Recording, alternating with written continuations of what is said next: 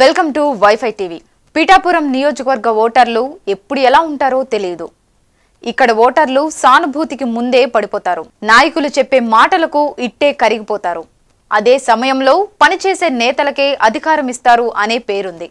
ప్రస్తుత ఎమ్మెల్యేగా ఉన్న ఎస్విఎస్ఎన్ వర్మకు గత ఎన్నికల్లో తెలుగుదేశం పార్టీ టికెట్ ఇవ్వకపోవడంతో ఇండిపెండెంట్గా బరిలో దిగారు.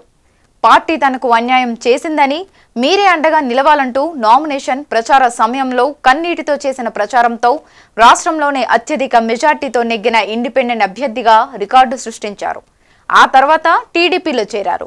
గతంలో బీజేపీ టికెట్ ఇవ్వకపోవడంతో ఇండిపెండెంట్గా పోటీ చేసిన సంగిశెట్టి వీరభద్రరావు ఒకసారి ఓటమి పాలయ్యి మరోమారు బీజేపీ టికెట్పై పోటీ చేసిన పెండెం దొరబాబు ఇదే సానుభూతి గెలిచారు. రాష్ట్రంలో ఓటర్ల తీర్పు ఒకవైపు ఉంటే ఇక్కడ ఓటర్ల తీర్పు మాత్రం వేరే రీతిలో ఉంటుంది. చూడాలి ఈసారి ఎలా ఉంటుందో. టీడీపీ తరపున వర్మకే టికెట్ ఖరారైంది. వైసీపీ తరపున మొన్నటి వరకు కోఆర్డినేటర్ పెండెం దొరబాబుకే టికెట్ ఖాయం చేశారు.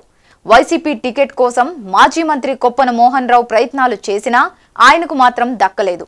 జనసేన నుంచి మాకినీడు శేషకుమారి పోటీ చేస్తున్నారు. జనసేన తరపున పలువురు నాయకులు ఉన్నప్పటికీ జనసేన అధినేత పవన్ ఒక మహిళను బరిలో దించారు. జనసేన టీడీపీ వైసీపీ త్రిముఖ పోరు ఉంది. ఈ నియోజకవర్గంలో అన్ని వర్గాల వారు ఉన్నారు.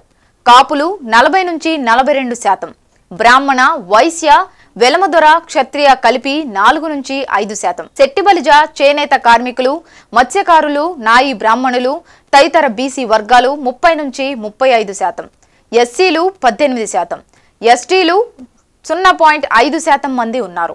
నియోజకవర్గం మొత్తం జనాభా 2,85,574 మంది ఉన్నారు. నియోజకవర్గం మొత్తం ఓటర్లు 2,07,568, పురుషులు 1,04,813, స్త్రీలు 1,02,747, ఇతరులు 8 మంది ఓటర్లు ఉన్నారు.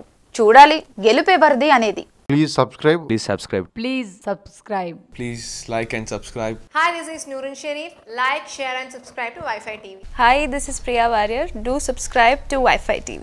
ఈ వీడియో కనుక మీకు నచ్చినట్లయితే లైక్ చేయండి, షేర్ చేయండి, సబ్స్క్రైబ్ చేయడం మాత్రం మర్చిపోకండి. Please subscribe to Wi-Fi TV.